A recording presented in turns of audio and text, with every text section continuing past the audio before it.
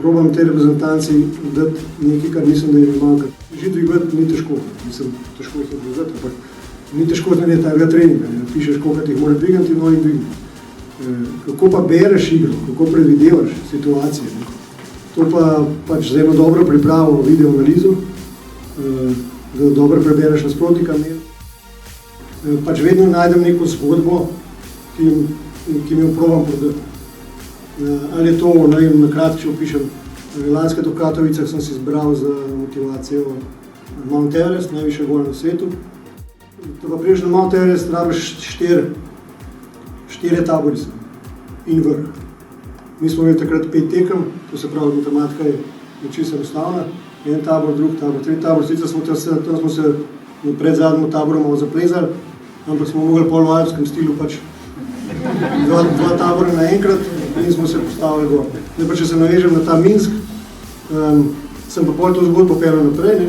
Glede na to, da v Katovicah smo se veselili na vrhu Mount Everesta, ne.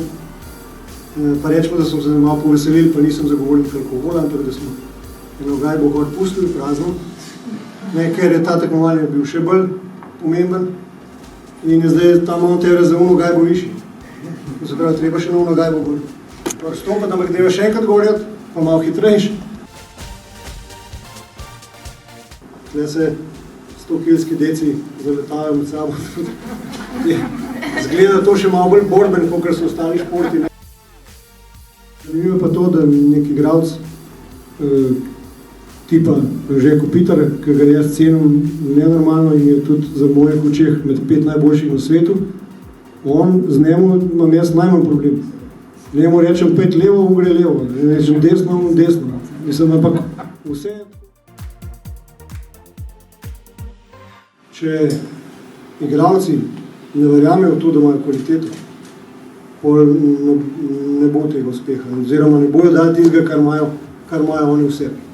In v to jih pač jaz probam prepričati, jaz verjamem, da tudi drugi selektorji podelajo, ampak jaz mislim, da je bilo to največja naša moč, da so verjeli, oziroma se zavedajo tistega, kar imajo. Ampak oni začnejo to, kar jim ti pokažeš, pol izvajati na ledu, pa vidijo, da deluje, pol začnejo to verjeti. Pol začnejo to verjeti in takrat pol vlak gre in ga ne moš več vstati. Ko začneš enkrat zmagovati, ko dobiš tisto, dobro rečemo temu, zmagovalno mentaliteto, ko enkrat nekaj zmagaš.